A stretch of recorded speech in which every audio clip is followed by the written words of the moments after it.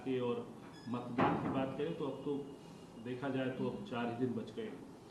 तो बड़ा सवाल ये है कि राजस्थान में अब राज बदल रहा है या रिवाज बदल रहा है, क्योंकि नहीं विपक्ष कह रहा है कि राज बदल सरकार रहा है। बदल पार्टी वही रहेगी, भरोसा बरकरार है, फिर से कांग्रेस सरकार आएगी। 2016 में मैं आपको याद दिला दूं, तमिलनाडु के बारे में यही कहा जाता था कि हर 5 साल सरकारें बदलती हैं तमिलनाडु में, पर वो बदला नहीं। वही पार्टी को जनादेश मिला जो पार्टी सत्ता में थी। और 2023 में 7 साल बाद राजस्थान में भी आप ये परिवर्तन देखेंगे। परिवर्तन यानी कि जनता के मन में ये विश्वास कि जिसने सरकार दिया है पिछले 5 साल में, जो जन कल्याणकारी परियोजनाएं लागू हुई हैं, उसी के आधार पर हम कांग्रेस पार्टी को फिर से जिताएंगे और फिर से स्पष्ट बहुमत के आधार पर वापस लाएंगे। सर, आप राजस्थान में काफ़ी दिनों से हैं, लैंड ब्रेड्थ आपने नापी है, कितने डिस्ट्रिक्ट आप गए हैं और आपका आकलन क्या कहता है? Talking about Jairam Ramesh. हमें स्पष्ट मैं कोई आंकड़े के खेल में नहीं पढ़ूंगा। 120, 130, 140 ये सब बाजार के लोग करते हैं, मैं नहीं करूंगा। मैं सिर्फ आपको एक रुझान बनाऊंगा, एक भावना बताऊंगा, जनता की भावना जो मैं मिला हूं लोगों से, समाज के अलग अलग वर्गों से मिला हूं।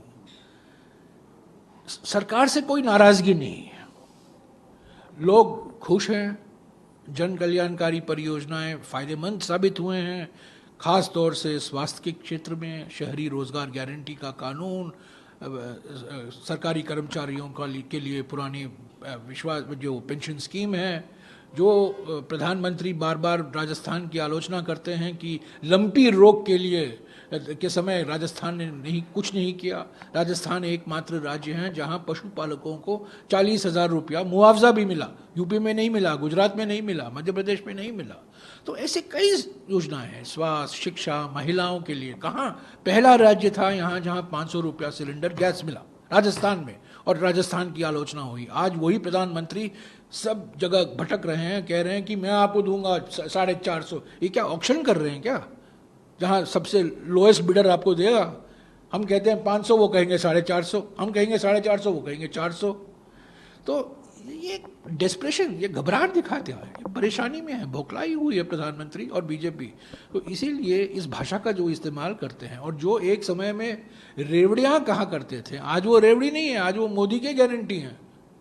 तो मेरा जो मुझे फीडबैक मिला है, जो मुझे सुनने को मिला है, उसी के आधार पर मैं कहता हूं कि हमें स्पष्ट बहुमत मिलेगा और 5 साल। इसीलिए ये वचन पत्र, इसका नाम दिया गया है जन घोषणा पत्र 2। हमने 2 क्यों कहा? ये पहली बार हम कर रहे हैं, हमने कभी नहीं कहा 1 या 2 या 3, यहाँ 2 कहा। क्यों?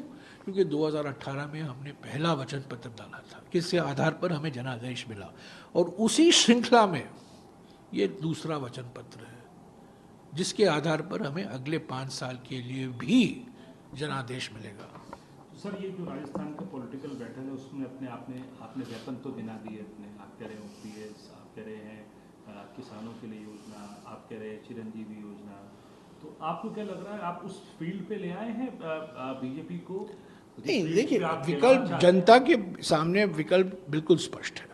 एक तरफ है कांग्रेस जो जनादेश मांग रही है अपने कामों के आधार पर, पिछले 5 साल हमने क्या किया और अगले 5 साल में हम क्या करेंगे, इसके आधार पर हम जनादेश मांग रहे हैं। विकास की भाषा, जन कल्याणकारी परियोजनाओं की भाषा, चिरंजीवी स्वास्थ्य योजना की भाषा, सरकारी कर्मचारियों के लिए पुरानी पेंशन स्कीम की भाषा, गृहलक्ष्मी योजना महिलाओं के लिए भाषा, गैस सिलेंडर 500 रुपया और उसको कंटिन्यू किया जाएगा उसकी भाषा। पर बीजेपी की भाषा क्या है? बीजेपी के पास क्या हथियार हैं? आपने शब्द इस्तेमाल किया हथियार, तो मैं वो कहना चाहता हूं, प्रधानमंत्री के हाथ में क्या हथियार हैं? 3 हथियार हैं। एक हथियार है ईडी और सीबीआई, जिसका पूरा दुरुपयोग उन्होंने किया है, उसका इस्तेमाल किया है राजस्थान के मुख्यमंत्री के खिलाफ, राजस्थान के वरिष्ठ मंत्रियों के खिलाफ। सभी को बदनाम करने में लगे हुए हैं ईडी और सीबीआई, और दिवाली के लिए थोड़ा उनको छुट्टी दे दिया गया होगा, अभी 3 दिन बाकी हैं, वो ईडी और सीबीआई भी लग जाएगी, सुपरस्टार कैंपेनर। दूसरा हथियार है, वो गृह मंत्री हैं, हमारे उत्तर प्रदेश के मुख्यमंत्री हैं और खुद प्रधानमंत्री हैं, जो ध्रुवीकरण की भाषा अपनाते हैं, जो मुद्दा लाते हैं, धर्म से के आधार पर जो वोट मांगते हैं लोगों से। तो ये दूसरी भाषा है उनकी, ध्रुवीकरण की भाषा। हरियाणा में दंगे कराते हैं ताकि उसका असर राजस्थान पर पड़े, और दुनिया भर की बातें करते हैं ताकि एक समाज में एक ऐसा भ्रम फैलाया जाए धर्म के नाम पर, जहां मुद्दा विकास है, स्वास्थ्य है, कृषि है, शिक्षा है, उससे ध्यान हटाना चाहते हैं। और तीसरा हथियार प्रधानमंत्री, और वो खास तौर से हमारे देश में, मैं कह सकता हूँ इस मामले में तो वो सचमुच एक विश्व गुरु हैं कि एकमात्र प्रधानमंत्री हैं किसी देश के जो गलती से भी सच नहीं बोल सकते। वो प्रधानमंत्री झूठ बोलो योजना सबसे बड़ी योजना है उनकी पिछले 10 साल से, बार बार झूठ बोलते हैं, सिर्फ राजस्थान में नहीं, अलग अलग राज्यों में, पर राजस्थान, क्योंकि हम राजस्थान की बात कर रहे हैं उसी संदर्भ में बोलूंगा। उदयपुर में जाते हैं, उदयपुर में कहते हैं राजस्थान सरकार ने कोई कार्रवाई नहीं की जब वो मर्डर हुआ था कन्हैया का। क्या हुआ, हकीकत क्या है? 4 घंटे के अंदर उसको गिरफ्तार किया गया, और वो कौन निकला, वो व्यक्ति कौन निकला, वो मगरमच्छ कौन निकला, आतंकवाद कौन निकला? वो बीजेपी का कार्यकर्ता निकला। महिलाओं पर अत्याचार सरकारी आंकड़े दिखाते हैं, मध्य प्रदेश, उत्तर प्रदेश और गुजरात का कोई मुकाबला नहीं। कहीं भी होता है महिला पर अत्याचार, वो निंदनीय है, उसके खिलाफ कार्रवाई होनी चाहिए, और कार्रवाई हो रही है। पर ये राजस्थान का नाम बदनाम करना कि राजस्थान में महिलाएं असुरक्षित हैं, दलित असुरक्षित हैं, आदिवासी असुरक्षित हैं, ये बिल्कुल आंकड़े के खिलाफ है, और बिल्कुल जो लोगों का अनुभव है उसके खिलाफ है। और ये सिर्फ कांग्रेस का नाम बदनाम नहीं हो रहा है, राजस्थान का नाम बदनाम हो रहा है, ये राजस्थान का नाम बदनाम कर रहे हैं। राजस्थान की जनता अमन और शांति में रहती है, सद्भावना के माहौल में रहती है, पर उसको भड़का रहे हैं ये 3 लोग, प्रधानमंत्री, उत्तर प्रदेश के मुख्यमंत्री और हमारे देश के गृह मंत्री। तो ये 3 हथियार हैं जो आपने पूछा ना, हथियार बीजेपी के पास यही 3 हथियार हैं, ईडी सीबीआई 1, ध्रुवीकरण 2, और प्रधानमंत्री झूठ प्रचार योजना नंबर 3। और इस आधार पर वो वोट मांग रहे हैं, जनादेश मांग रहे हैं। तो आपका जो हथियार है वो काउंटर कर रहे हैं पब्लिक के अंदर? काउंटर जरूर करेगा, माहौल तो है। मैंने आपको कहा, कहीं भी मुझे ऐसा महसूस नहीं हुआ कि सरकार के खिलाफ नाराजगी है। वो चाहते हैं कि चिरंजीवी स्वास्थ्य योजना आगे बढ़ा, वो चाहते हैं किसानों के लिए, शिक्षा के क्षेत्र के लिए, जो युवा हैं, रोजगार के लिए जो हमने वादे किए हैं, जो किसानों के लिए हमने इस घोषणा पत्र में वादा किया है कि एमएसपी को हम एक कानूनी दर्जा देंगे। ये पहली बार किसी राज्य में हमने ये कहा है कि एमएसपी को हम लीगल गारंटी देंगे, और इस पर 3 सालों से बात हो रही है। इस पर ही तो संयुक्त किसान मोर्चा ने आंदोलन निकाला था, और ये अभी हम वादा कर रहे हैं राजस्थान में हम एमएसपी लागू कर उसको कानूनी दर्जा देंगे। ऐसे कई हैं। सरकारी कर्मचारियों के लिए, ओपीएस के लिए हम कानून बनाएंगे। 500 रुपया गैस सिलेंडर तो पहले से ही है। पर मैं एक बात यहाँ बता दूं, ये सिर्फ उज्ज्वला लाभार्थियों के लिए नहीं है। बीजेपी जब कहती है ना 500 रुपया या क्या 450 रुपया, वो सिर्फ उज्ज्वला लाभार्थियों के लिए है। ये राजस्थान के सभी 1 करोड़ परिवारों के लिए है। यूनिवर्सल स्कीम है राजस्थान में, सारे परिवार को 1 करोड़ परिवारों को, 1 करोड़ से थोड़ा ज़्यादा है परिवारों को 500 रुपये में गैस सिलेंडर मिलेगा। आपको लगता है सर इस बात की भी एडवांटेज है कि आपके पास गिनाने को काम भी है और एक नाम भी है? बीजेपी में जो है इस तरीके की एडवांटेज नहीं है नाम, तो आपको उसके एडवांटेज मिल रही है? ज़्यादातर हम कांग्रेस पार्टी हमेशा काम के आधार पर वोट मांगती है, नाम पर नहीं। ज़्यादातर ये हमारा सिस्टम रहा है। हम काम पर जो काम, अगर हमने सही काम किया है, ठीक से काम किया है, उसी के आधार पर, सकारात्मक काम किया है तो उसी के आधार पर हम काम मांगते हैं। प्रधानमंत्री क्या कर रहे हैं? प्रधानमंत्री ऐसा लगता है कि प्रधानमंत्री मुख्यमंत्री बनेंगे। ये चुनाव जो है मुख्यमंत्री के पद के लिए, प्रधानमंत्री पद के लिए तो नहीं है। विधानसभा में किस पार्टी को बहुमत मिलेगा उसके लिए है, और उसी के आधार पर वो पार्टी अपना उम्मीदवार चुनेगी मुख्यमंत्री पद के लिए। तो ये प्रधानमंत्री को अपने आप खुद वही चेहरा बन गया है। छत्तीसगढ़ में जाता हूँ प्रधानमंत्री, मध्य प्रदेश में गया था प्रधानमंत्री, तेलंगाना में जाता हूँ प्रधानमंत्री, और राजस्थान में तो प्रधानमंत्री ही प्रधानमंत्री हैं। तो ये वो तो सिर्फ प्रधानमंत्री के नाम पर वोट मांग रहे हैं, पर ये विधानसभा के चुनाव है। तो सर इसमें एक बड़ी बात फिर यहाँ यहाँ अगर आपके बयान का मैं मजमून समझूं, तो अगर आज चुनावों के जो नतीजे होते हैं तो उसमें एक तरीके से ये जो 2024 का चुनाव है, सब जगह प्रधानमंत्री की बात आप कह रहे हैं, तो अगर बीजेपी जीतती है तो प्रधानमंत्री के रखती है, और अगर कांग्रेस जीतती है तो आप इसे प्रधानमंत्री क्या है? नहीं, मैं ऐसा नहीं कहूँगा, मैं ऐसा यहाँ से कूदूंगा नहीं और मैं ये नहीं कहूँगा कि ये 2024 के लिए एक रेफरेंडम बन गया। नहीं, मैं वो नहीं कह रहा हूँ। मैं कह रहा हूँ ये विधानसभा के चुनाव हैं, ये स्थानीय मुद्दों पर लड़ाया जा रहा है। हम स्थानीय मुद्दे हमेशा जो तो राज्य से संबंधित मुद्दे हैं उसी के आधार पर हम बातचीत कर रहे हैं, हमारा प्रचार हो रहा है। हम ये राष्ट्रीय मुद्दा कहीं नहीं उठा रहे हैं। राष्ट्रीय मुद्दा तभी उठा रहे हैं जहां उस राज्य के संदर्भ में वो महत्व रखता है। मिसाल के तौर से अग्निपथ राजस्थान के लिए बहुत महत्व है। वो यहाँ के युवा सेना में भर्ती होना चाहते हैं, पर वो रास्ता बंद हो गया है, बेरोजगारी बढ़ रही है। आज सेना बल का जो राजनीतिकरण हो गया है और कॉन्ट्रैक्ट अपॉइंटमेंट हो रहा है हमारे सेना में, ये बड़ा खतरनाक है, देश की सुरक्षा के लिए खतरनाक है, और हमारे युवाओं के लिए रोजगार के नज़रिए से वो एक भविष्य ही बंद हो गया उनके लिए। वो एक मिसाल है।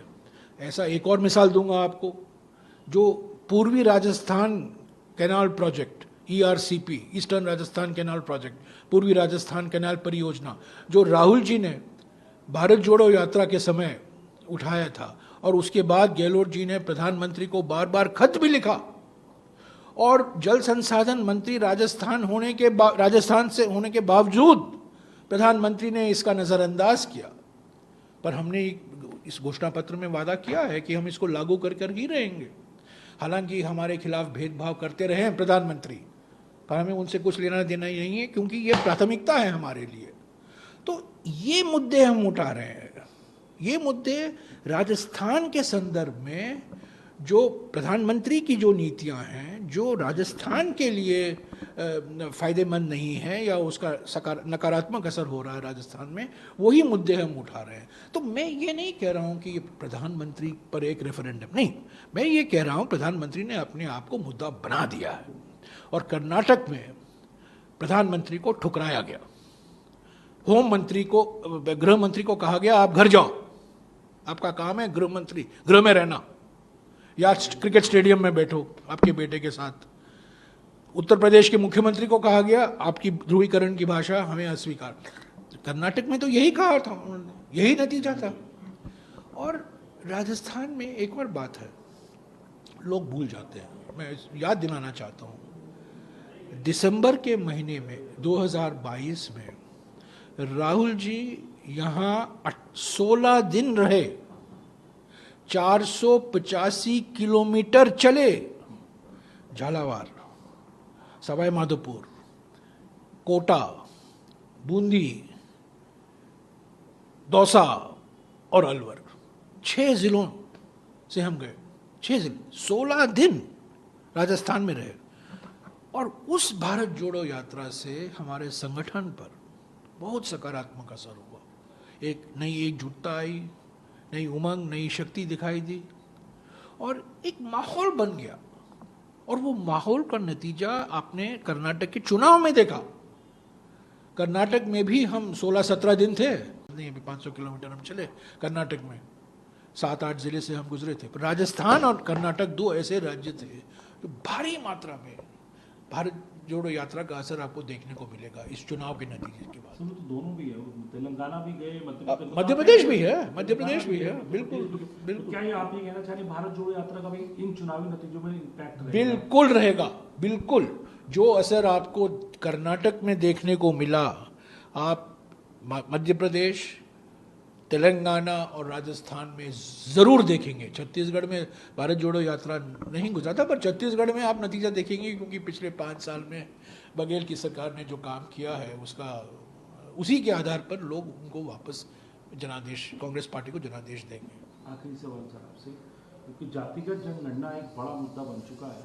नेशनल लेवल पे भी राहुल गांधी ने तो पार्लियामेंट में बात शुरू करी थी, जहाँ से जातिगत जनगणना बिहार एक ऐसा स्टेट है, वहाँ करा दिया। आपकी जो स्टेट्स हैं वहाँ पे आप कराने की बात करें, राजस्थान के घोषणा पत्र में आ गया। और आज अध्यक्ष जी ने तो जो खड़गे जी ने तो कहा कि नेशनल लेवल पे इस कराने की बात की। तो ये बड़ा मुद्दा जो बन गया असली है। ओबीसी हैं, जो असली ओबीसी हैं वो पता चल जाएंगे। हाँ, वो राहुल जी ने कहा है ना, वो एक्सरे होगा, ये हमारे समाज के लिए एक एक्सरे है।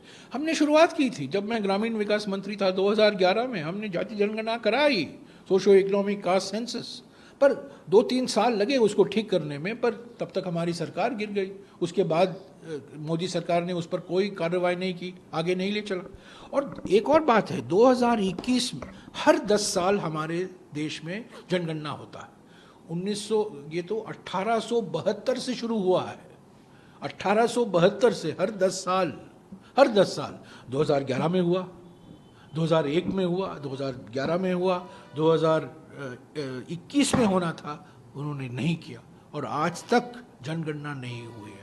तो हमारा ये कहना है कि जब भी आप जनगणना करोगे, आपको करना ही होगा, उस जनगणना में आप जाति भी जोड़ दो ना, जाति जनगणना हो जाएगा, जैसे कि बिहार में हुआ है। लेकिन आपने आज देखा, आप स्टेज पर थे, बड़ी बहस छेड़ दी है कांग्रेस के राष्ट्रीय अध्यक्ष ने, प्रधानमंत्री के ओबीसी होने और बनने को लेके भी एक सवाल खड़ा कर दिया। उससे क्या उसमें क्या है, राज तो नहीं है, सब लोग जानते हैं।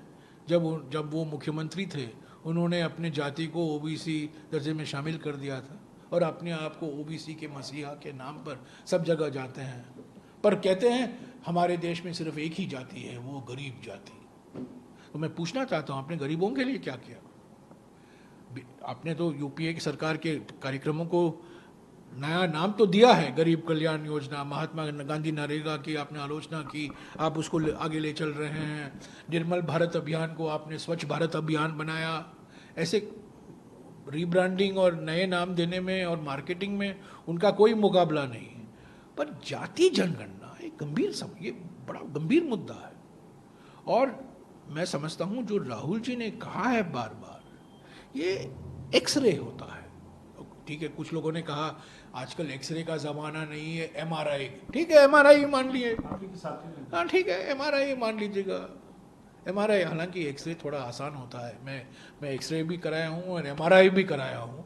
एमआरआई कराने से थोड़ा दिक्कत हो जाती है, पर एमआरआई थोड़ा आसानी से हो जाती है। पर एमआरआई मानिए, एक्सरे मानिए, पर एक समाज का जो चरित्र है वो दर्शाता है ना। तो आप कुछ भी कहें, 5 ट्रिलियन डॉलर इकोनॉमी कल बन जाए, कल हम 4 ट्रिलियन डॉलर के बन गए थे अडानी के मुताबिक, और फडणवीस के मुताबिक, और गजेंद्र सिंह शेखावत के मुताबिक हम 4 ट्रिलियन कल बन गए थे, परसों 5 ट्रिलियन बन जाएंगे। पर जाति हमारे समाज को नहीं छोड़ेगी। हमारी समाज की परिभाषा जाति से ही होती है।